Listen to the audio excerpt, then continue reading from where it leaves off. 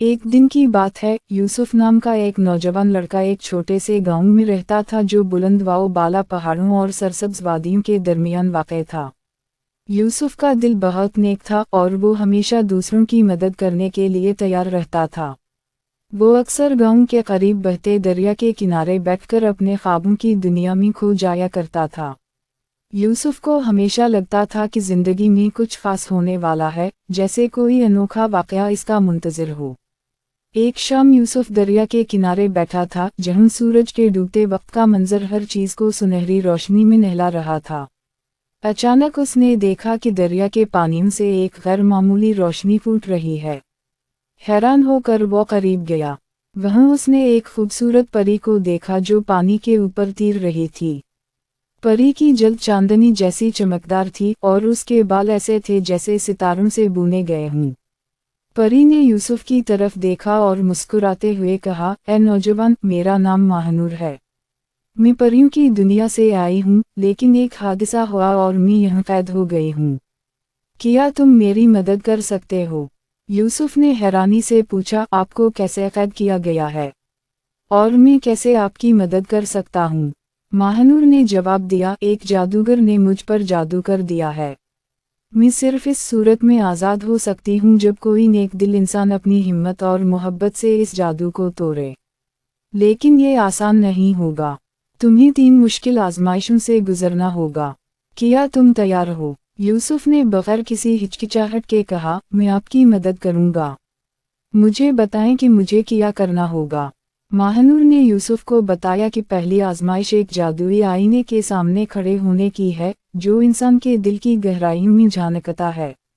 اگر کوئی جھوٹ بولے یا اس کے دل میں برائی ہو تو آئینہ اس کو جلا دیتا ہے۔ یوسف آئینے کے سامنے کھڑا ہوا۔ آئینہ چمکا اور یوسف کی نیک نیتی اور سچائی کو دیکھ کر پرسکون ہو گیا۔ ماہنور نے خوش ہو کر کہا، تم نے پہلی آزمائش کامیابی سے پاس کر لی۔ ماہنور نے یوسف کو ایک گھنے جنگل میں بھیجا، جہاں اسے ایک خوفناک اژدہا کا سامنا کرنا تھا۔ اس اژدہا نے پورے علاقے کو دہشت میں ڈال رکھا تھا، لیکن یوسف کے دل میں ہمت تھی۔ جب اژدہا یوسف کے سامنے آیا تو وہ خوفزدہ ہونے کے بجائے پرسکون رہا۔ اس نے اژدہا سے بات کی اور کہا، میں تم سے لڑنے نہیں آیا ہوں۔ میں صرف محبت اور امن کا پیغام لایا ہوں۔ اژدہا نے یوسف کی بات سنی اور حیرانی سے پلٹ کر چلا گیا۔ یوسف نے دوسری آزمائش بھی پاس کر لی۔ آخری آزمائش سب سے مشکل تھی۔ یوسف کو اپنی سب سے قیمتی چیز قربان کرنی تھی۔ وہ سوچنے لگا کہ اس کے پاس سب سے قیمتی کیا ہے۔ پھر اسے یاد آیا کہ اس کے والدین نے اسے ایک قیمتی خاندانی انگوٹھی دی تھی جو ان کے پیار کی علامت تھی۔ یوسف نے انگوٹھی ماہنور کو دے دی اور کہا، یہ میری سب سے قیمتی چیز ہے اور میں یہ آپ کی آزادی کے لیے قربان کرتا ہوں۔ جیسے ہی یوسف نے انگوٹھی دی، ایک روشنی کی لہر پھیلی اور ماہنور پر جادو ختم ہو گیا۔ وہ پہلے سے بھی زیادہ خوبصورت ہو گئی اور خوش ہو کر بولی، یوسف، تمہاری نیکی، ہمت اور قربانی نے مجھے آزاد کر دیا۔ ماہنور نے یوسف کا شکریہ ادا کیا اور کہا، میں ہمیشہ تمہاری احسان مند رہوں گی۔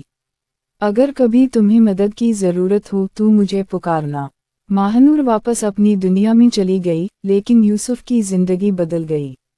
وہ گاؤں کے لوگوں کے لیے ہیرو بن گیا اور اس کی کہانی ہر طرف مشہور ہو گئی۔ یوسف نے اپنی زندگی نیکی اور محبت کے راستے پر گزاری اور اس کا دل ہمیشہ ماہنور کی یادوں سے بھرا رہا۔